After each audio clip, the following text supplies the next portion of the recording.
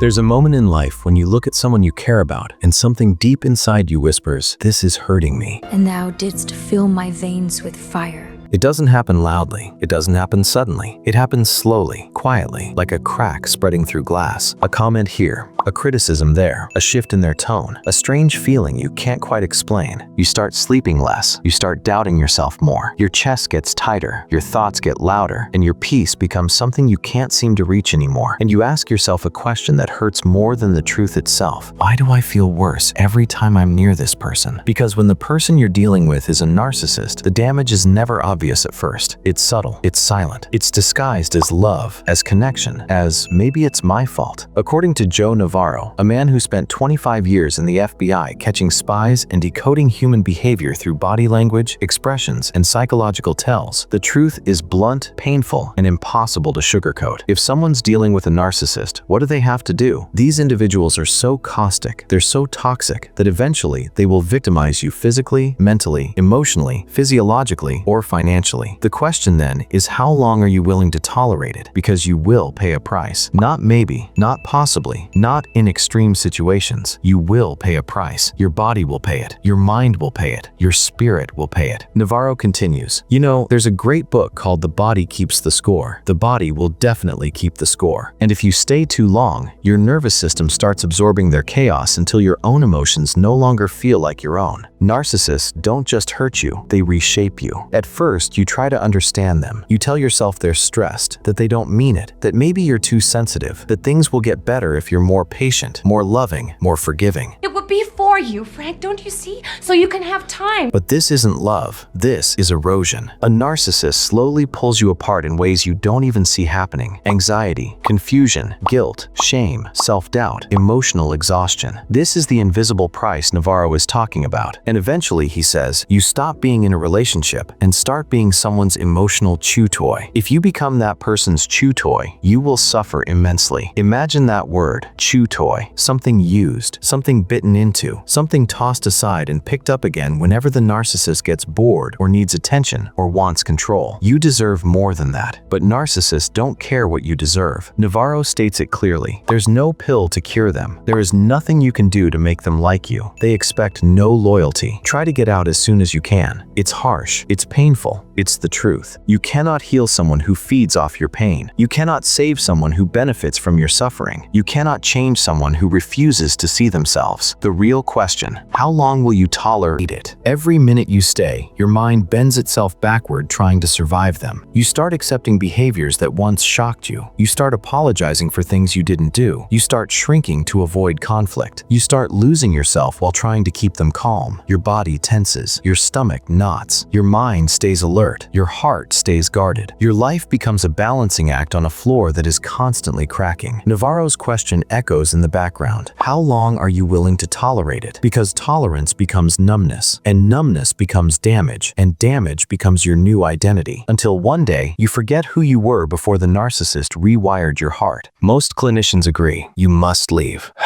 People don't like hearing this. It feels too final, too extreme, too unfair. But Joe Navarro says what most mental health professionals whisper privately. I think most clinicians, if they're honest, will say, you got to get out of there. This is not tolerable. Why? Because the longer you stay, the deeper the narcissist's influence seeps into your psychology. Staying with a narcissist isn't just difficult, it's dangerous. Not because they're powerful, but because they're relentless. They don't stop until you break. Not physically, but emotionally. And emotional injuries, if repeated long enough, become lifelong patterns. Here's the truth that hurts the most. The narcissist you're hoping will change is the same narcissist who changed you. You became quieter. You became smaller. You became more apologetic. You became more afraid of upsetting them. You became someone who walks on eggshells. Not because you're weak, but because you adapted to survive. You didn't lose your strength. It was pushed into hiding. You didn't lose your confidence. It was overwritten with self-doubt. You didn't lose your identity. It was buried under manipulation. manipulation. This is why Navarro says you cannot stay and expect things to improve. Narcissists don't wake up better. They don't reflect. They don't grow. They don't take responsibility. They escalate. The only way to handle a narcissist, the only way, is distance. Emotional distance, mental distance, physical distance, financial distance, spiritual distance. Not because you're running, but because you're returning to yourself. You are not abandoning them. You are rescuing you. When you step away, your nervous system calms. Your brain heals. Your confidence rebuilds. Your intuition wakes up again. Your emotional clarity returns. And eventually, you rediscover something narcissists work so hard to take from you: your peace. The version of you that laughs freely. The version of you that sleeps at night. The version of you that trusts yourself again. The version of you that feels whole. That version of you is waiting on the other side of letting go. This is your reminder. You are not obligated to drown just because someone else lives underwater. You are not responsible for healing someone who chooses to harm you. You are not required to sacrifice your mental health so someone else can feel powerful. And you are not weak for walking away. There comes a point after months or even years of confusion where your body begins to see the truth, long before your mind is ready to accept it. Your heart knows something is wrong. Your stomach tightens when they walk into the room. Your shoulders tense before they even speak. Your voice gets quieter. Your confidence gets smaller. And your peace becomes something you haven't felt in a very long time. This is not weakness. This is your nervous system warning you that you are standing in the presence of someone who feeds off your instability. Because narcissists don't just drain your energy, they train your body to anticipate pain. Listen closely. The narcissist's most powerful weapon isn't what you think. People assume narcissists harm you with insults, manipulation, or drama, but that's not the real weapon. The real weapon is doubt. Not theirs, yours. Doubt is how they weaken you. Doubt is how they control you. Doubt is how they keep you from leaving. They want you to doubt your memory, your perception, your judgment, your worth, your ability to survive without them. Because the more doubt you absorb, the more power they gain. This is why Joe Navarro's warning is so important. He saw this pattern in spies, manipulators, predators, and narcissists operate with the same psychological blueprint. They don't always attack your strength. They attack your certainty. Once your certainty dissolves, your independence follows. And that's when you become dependent on them for clarity, validation, decisions, reality itself. This is how they break you without ever touching you. Your body keeps every secret you try to ignore. Navarro's line echoes through everything. The body will definitely keep the score. He's right. Your mind may forgive, rationalize, explain, minimize, but your body never lies. It remembers the panic, the silence, the tension, the fear, the shame, the survival mode. And trauma isn't loud, it's quiet. It shows up in small ways, subtle ways, ways you don't recognize until you step away. Like losing your appetite, jumping at small noises, replaying conversations, apologizing without knowing why, feeling exhausted after being around them, walking into a room and scanning for emotional danger. This is what narcissists do. They don't stab, they drain. You don't collapse, you slowly disappear. There is a moment in almost every narcissistic relationship where you tell yourself, they're not always like this. They had a bad day. They didn't mean it. They're stressed. I can fix this. I can fix them. But Navarro makes it brutally simple. There's no pill to cure them. There is nothing you can do to make them like you. No explanation changes them. No apology softens them. No effort satisfies them. And this is the heartbreaking truth. You are not staying for who they are. You are staying for who you hoped they could become. But that version of them only exists in your imagination, not in reality. The psychological toll of staying too long. Every day you stay in the orbit of a narcissist, your identity shifts by 1 degree. Just a few degrees each month, barely noticeable, until years later you look in the mirror and no longer recognize the person staring back at you. You start thinking, I used to be happier. I used to laugh more. I used to feel confident. I used to be social. I used to be strong. You didn't lose those qualities. They were drained out of you drop by drop until your emotional cup became empty. This is why clinicians agree. Leaving isn't dramatic. Leaving isn't overreacting. Leaving isn't abandoning someone. Leaving is self-preservation. Navarro says, you got to get out of there. This is not tolerable. And he's right, because staying with a narcissist is like standing in a burning room hoping the fire learns to cool itself. Listen,